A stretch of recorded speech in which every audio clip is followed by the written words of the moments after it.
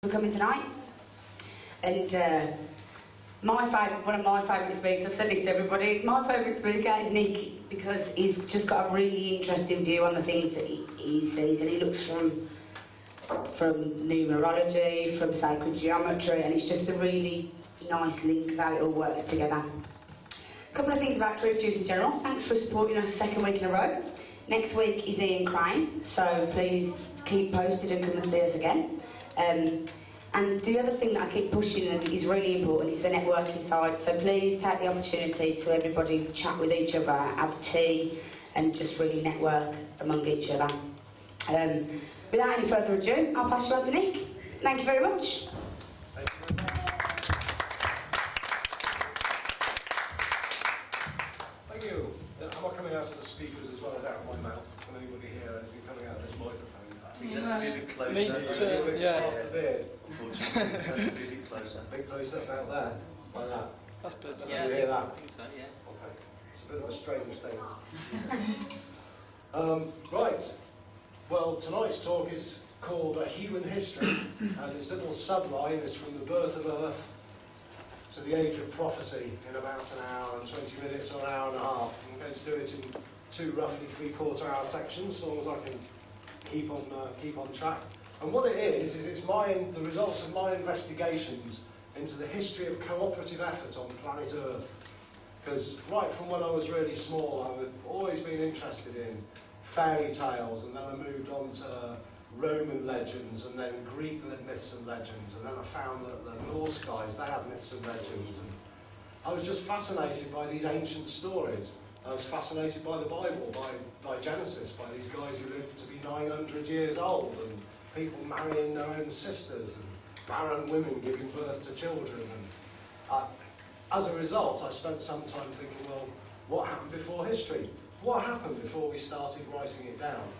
And what we have here is a talk which covers some of the most interesting things I've discovered.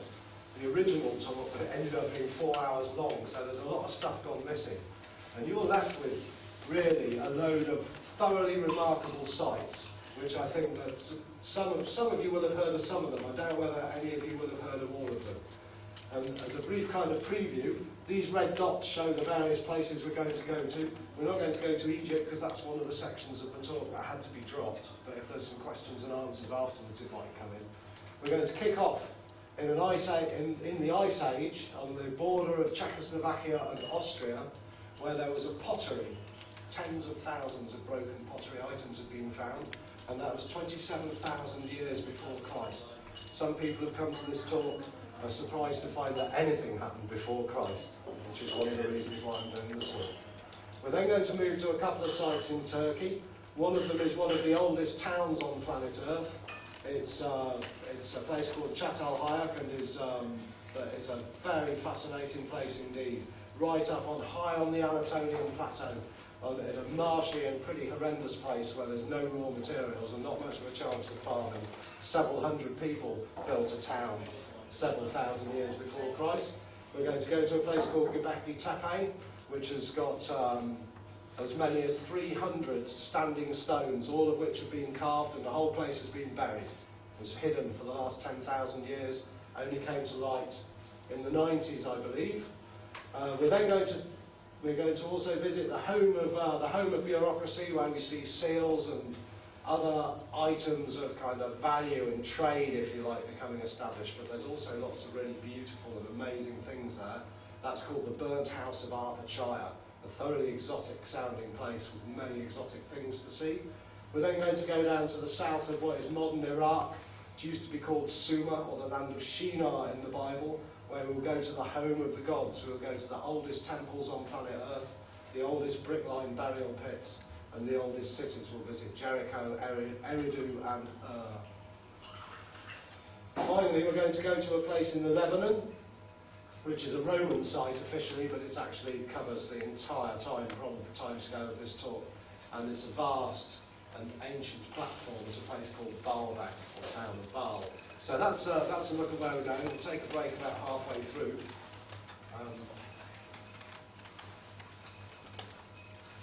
To start with, I'd just like to have a look at slightly bigger timescales. Because when we do think back about what we know about history, some of us know that the Romans were here sometime, kind of around the time of Christ. And before that there were Greeks. Some of us know that before that there were Minoans and Egyptians. But that's about where our history ends. And Egypt became a single country 3114 BC. So that's only 5,000 years ago. Very beginning of the Mayan calendar that we're about to celebrate the end of, in fact. That's when Egypt came together. So that's as far back as our kind of written history goes, if you like. Now, in fact, the bigger cycle is a 27,000-year cycle. Many of you will have heard of the precession of the equinoxes. We need to imagine that planet Earth is a sphere and she's lent slightly to one side. If we imagine that there's a kind of beam of light shining straight through the South Pole and out through the North Pole, into space in both directions, effectively we have like a beam of light which, as the years go by, slowly but surely moves backwards against the stars of the zodiac. And so it is that we move slowly from the moment, as we're doing at the moment, we're moving from the age of Pisces, the age of the fish, the age of Jesus, into the age of Aquarius. That's what we're doing. Well, and what we're celebrating when we come to December 21st, 2012 is the very beginning of a new one of these cycles. It takes the Earth about 2,000 years to move through each of the signs, a little bit more. So it's 26,000 years in all. And that is called a Great Galactic Year. So rather than 3,500 years of humanity, which is what we commonly hear of, we're going to be looking at 27,000 years of it. The first site we go to, the people in that Ice Age pottery, they were just moving into their own age of Aquarius.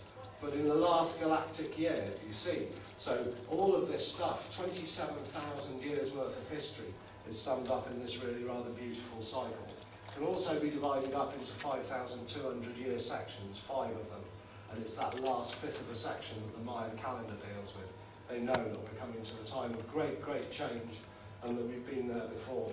So that gives you some idea of the bigger time cycles we're looking at. But the truly big time cycle, 27,000 years is nothing. Earth herself was born 4,500 million years ago. They call it 4.5 billion in modern money, but I believe in the old numbers with the extra noughts and everything. 4,500 million years ago. She cooled. It took her 700 million years to cool, and in that time other things were bombarding and she was changing a lot. But after 700 million years, she cooled enough for the first single-celled life to establish itself on planet Earth. Only 700 million years, and single-celled entities were starting to buzz around the place. Imagine, you're the first single-celled entity, and you've got a whole planet to occupy. That's why, for the next 2,800 million years, there were only single-celled entities on planet Earth, as far as we can tell. And they occupied every single little niche they could find, because there's plenty of room if you're only a single-celled entity. There's lots to do.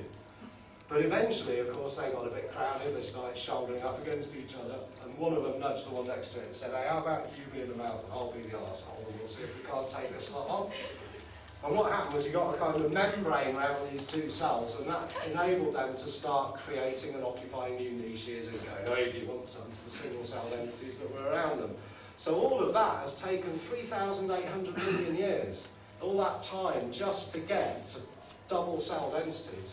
And then the thing really starts taking off, and this is what we're going to see again and again, that it's little things stacking up on bigger things as we move through. So we come to multicellular activity only 700 million years ago, so you can see we're covering time quite quickly here. We should be able to get to the break 5 minutes. It was only 60 million years ago that, now I emphasise I'm giving you the orthodox view of history here, it's not necessarily what I believe or approve of, but officially, according to Darwinian history, it was 60 million years ago that our most ancient ancestor appeared on the evolutionary tree. And it was a small lemur-like creature with really big eyes and a small tail. Here it is. Yeah. Early primate. They haven't even got a name for it. They just assume that it's there. They can't assume that they've actually found anything from this map. And here we can see an evolutionary map. There's millions of years here. So here's your early primate, your first human, 60 million years or 55 million years ago, the origin of humans. And they came from the things that came before monkeys, pro-simians, before monkeys. We had New World monkeys and Old World monkeys, and they all kind of stand neatly off each other. Proconsol is the kind of granddaddy of all of us. The idea is that was the first upright ape, and from then came all the modern things. including human beings. Now, the first thing to say about this is that evolution, even if it is true, doesn't work that smoothly. You don't get things that actually develop out of other things, and it'd be far more accurate if there was little gaps in between all the points of the tree, because what actually occurs, it's like a jigsaw of old stuff and new stuff, whack, and out it comes. So some of these kind of later monkeys and apes, they've got like old world hips and new world legs. You just can't imagine that happening through evolution. But anyway, so it's much safer to assume there's gaps between all of these things, and that one thing does not necessarily follow from another. And another thing is, it's most important that we realise that we are looking at all of this through the eyes of our own cynical, diseased scientific paradigm. We can't help thinking the way we've been taught to help. The same was true of Mr. Elliot Smith. Mr. Elliot Smith was a Victorian Darwinist. He believed in evolution. He believed in the Protestant work ethic. And he said that while man was evolved amid the strife with adverse conditions, the ancestors of the gorilla and chimpanzee gave up the struggle for mental supremacy because they were satisfied with their circumstances. In other words, the monkeys didn't make it because they couldn't be arsed. Well, we know that's not right, don't we? But the thing is, not to take the piss out of Elliot Smith, but to realise we're looking at, we've got the same kind of, if you like, bents to us, and we're unaware of them. So whilst we see all of the archaeological record, we can't know a single thing about what was going on inside the minds of the humans that we're going to talk about. And it often seems that we fairly rapidly, we developed uprightness, the ability to use tools, and a high degree of mobility on the planet, really suddenly, just really suddenly. And we now realise that we don't know how that change actually occurred, how it was that we moved from, if we did, from being monkeys to being humans. And this is from 2005. All the books and stuff that are quoted on the bottom of these slides are books that I recommend. I've got pictures that I'd like to use, but I can't because they're in books that I don't want to recommend. But this particular one is amazing. It's a total history of everything, everywhere, by about 1,000 different people. And this shows you the state of play in 2005, and it hasn't really changed very much. You can see there's all question marks down here. All of these are question marks. So there's a big line here. And these things down here are not yet connected to these things up here. These say Homo. That's us.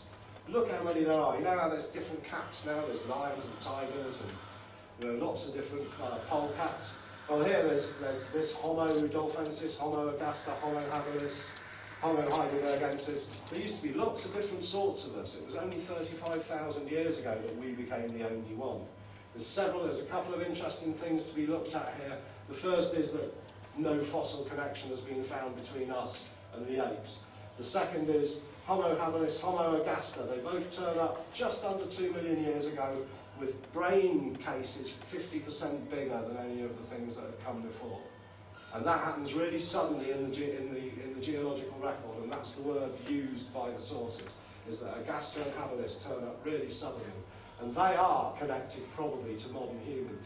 Another thing that we've seen revised is that it used to be thought that Neanderthal was 250,000 years old only, and that Homo sapiens, or Cro-Magnon, or whatever we want to call it, came along later, about 40,000 years ago. Well, now we know that both of these turned up 500,000 years ago, and they cohabited on planet Earth. In France and Spain, there's now been found remains of Neanderthal in a cave with remains of Cro-Magnon or Homo sapiens on top, with remains of Neanderthal on top of that. So we know there was a degree of cooperation. Neanderthal or competition. Neanderthal was the last of the Homos to go extinct 35,000 years ago.